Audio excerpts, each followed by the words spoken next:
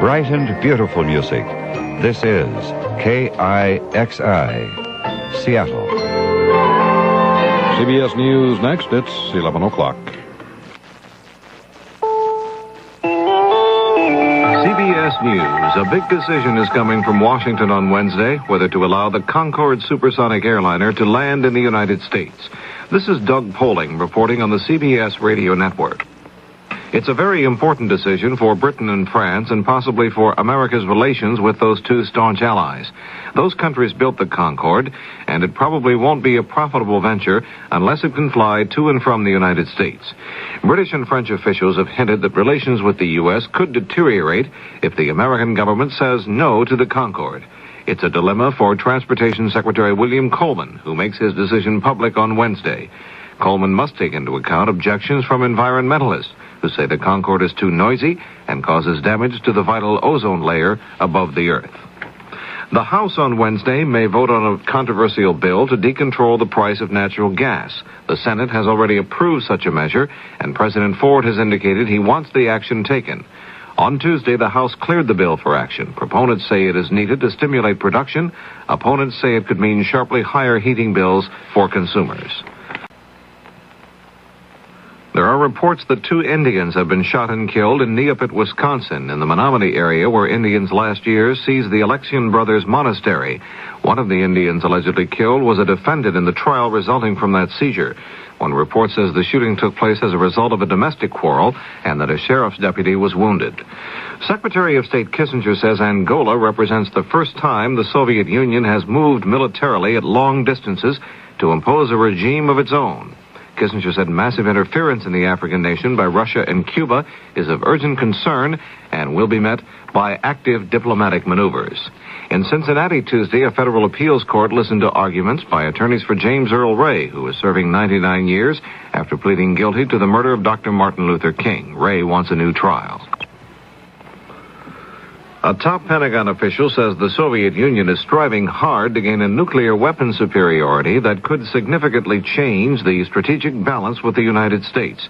Dr. Malcolm Currier, research director for the Defense Department, says Soviet missile development has doubled in the last 5 years. This is Doug Poling, CBS News. CBS News. Only the final jury selection process remains to be completed before testimony can open in the Patricia Hearst bank robbery trial. I'm Eric Engberg reporting on the CBS Radio Network. A 36-member jury panel has been chosen and will be narrowed to 12 primary jurors and 4 alternates during Wednesday's court proceedings. And it's anticipated that testimony in the case will begin soon thereafter. F. Lee Bailey, Miss Hearst's lawyer, has obtained court permission for an X-ray of his client.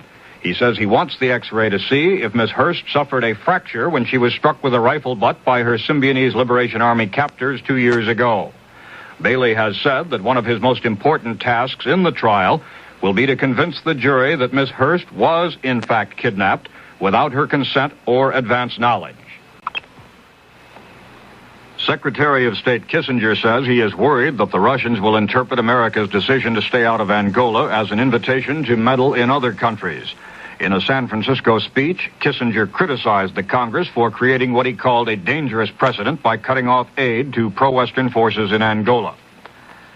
A congressional committee looking into airline safety has turned its attention to the safety of flight crews, considered a critical factor in crash situations because the crews are expected to help passengers to safety in an emergency. Hal Walker has the story in Washington. Flight attendants told the committee that airlines pay more attention to food and beverage service than they do to safety precautions for the cabin crew. Consequently, they say, cabin attendants, formerly called stewardesses, are often themselves rendered incapable of helping passengers.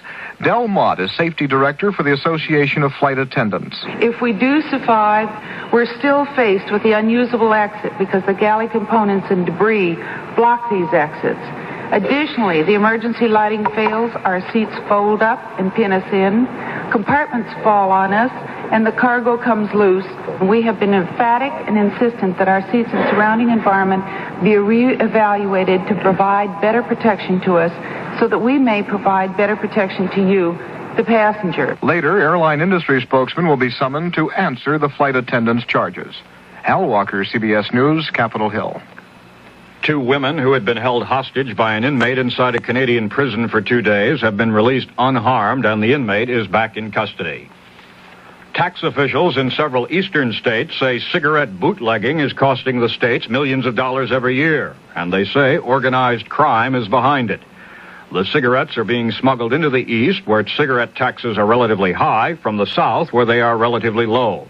The smugglers are well organized, the taxmen say, and use two-way radio equipment to guide their trucks around police patrols.